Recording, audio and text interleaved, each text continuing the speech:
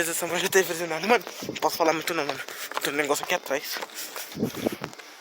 Mano, sinceramente, tem um negócio aqui atrás. Eu tô até com minha mãe e meu pai aqui, meu. Deixa eu sair de casa. Eu vim aqui no campo. Deixa eu mano, ó, eu já te mostrar. Esse é o campo que eu vim. Eu ia gravar um vídeo aqui. Oi! Eu sei, vem pegar a garrafa que eu tinha esquecido aqui. É.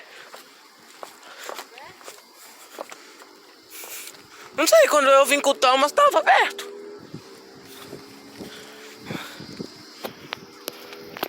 Mano, eu tenho uma coisa aqui, velho, que os meninos estavam falando. Um palhaço, pai. Mano. Mano, eu tô até passando por fora aqui porque tem um cachorro aqui. Tá vendo? Não sei. Ó, acho que tá em reforma ainda, eu acho. Vou até descer aqui, mano, que doido.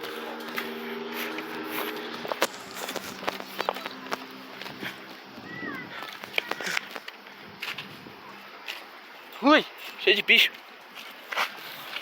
Entrei aqui no campo agora, tô entrando aqui no campo. Minha mãe tá lá atrás. E eu tô achando que tá muito estranho isso aqui. Mano. Ó, doido, ó, doido. Chega aí, chega aí. Chega aí. Vem cá.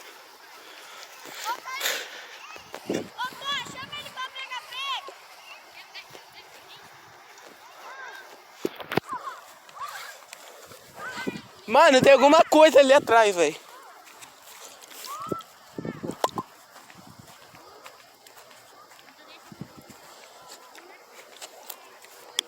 Ô, viado. Ô, no sentido que vocês saíram dali, velho. E aí, beleza? Ele tá brincando já. Então, vem cá. Ó. Tô até gravando aqui. Tá escurecendo, ó.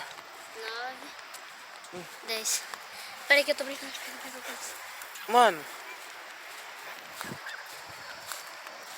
Véi, não tô nem acreditando. Olha lá, ó. Olha aqui, gente. Eu tô no campo. É a primeira vez que eu gravo vídeo no campo. É, não sei. Quando, não sei. Então, é capaz de eu chegar em casa e tá todo acabado. Então, gente, foi isso dele vlog. 2 minutos só. Eu espero que vocês tenham gostado. Mano, o palhaço It. Em breve vai ter vídeo mais. Tô até com sede aqui, tanto segurar essa câmera. Valeu!